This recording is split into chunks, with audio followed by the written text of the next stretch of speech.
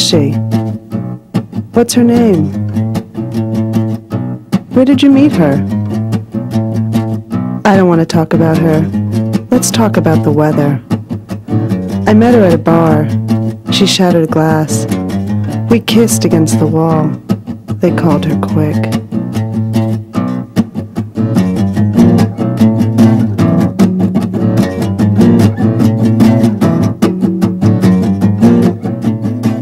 The drama.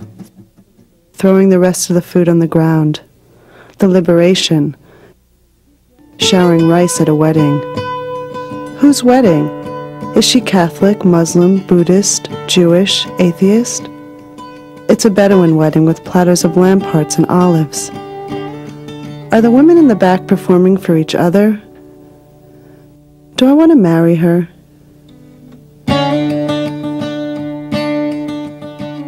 I saw the sign in the desert. We wandered for days through the dunes. At night, I played the leader, traveling through the darkness to our beloved oasis. Her eyes had failed her again and would only open with daylight. We stumbled for weeks over the mountains of sand, telling tales of our karmic entries into the world. I carry my great-grandmother Sarah's soul, who inherited hers from Sarah of the cave. Her tale was more tragic, an underwater death at the moment of her birth. We followed the stars north, directly into the sandstorm, and sat silently for days, barely moving. It was in our blood, a need to wander. We returned to the city during a blizzard and found ourselves on the rooftop of the old city, fucking. Joining us were two older men who played with their cocks while enjoying our sights. They prepared mint tea and invited us to their festival. It was 3 a.m. and cold. I went home. She stayed. I waited for it to rain. It rained for days. It rained for months, and then I moved in with her. She entertained herself by rearranging the furniture. The bed moved up and down the wall, horizontally, vertically, gliding across the floor. We rolled it, hit it, cursed it, and rarely fell into it together. The chairs were hung from the ceiling, dragged to the ground, and then stripped of color. It was a challenge that we designed into ritual.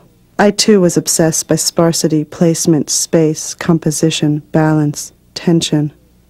She continued through the night while I secured a temporary place for the bed. During the day, she traveled to Bethlehem for speed, to the coast for succulent browns, to the desert for the greens. I followed her, making arrangements for her habit.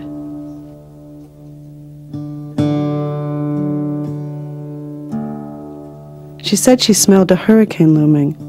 She barricaded the door, darkened the windows, and asked me to strip in the shower. I moved, posed, lied, reclined, kneeled, and masturbated for her. I became the model of her dreams. We both agreed to play our parts well this time. A plutonic relationship. No, not Plato, Pluto. We are sitting in the dirt, gazing at the stars. She is the most famous astronomer. It was merely a cold breeze that had infected our landscape, our blood. It was the kind of chill that lodged in your bones for the remainder of the season. She trembled, forcing herself into the freezer, raging, gnawing at the ice. She was determined to preserve her body. She heard voices, stopped talking. I built a tent from blankets over the bed and invited her to stay with me. I told her a story about a ship that found itself in violent waters. It started to sink and turned back to shore. She screamed. I cried. We both came up for air.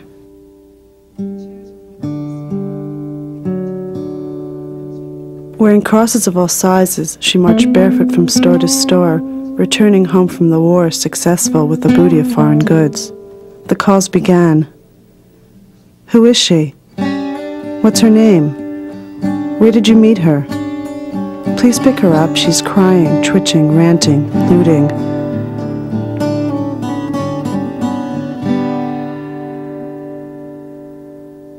Her mother brought over her favorite cake filled with drugs. This was going to help her. There was a blue sky. She was going to help her. She was always like this, wouldn't take her vitamins, eat her greens, shave her legs.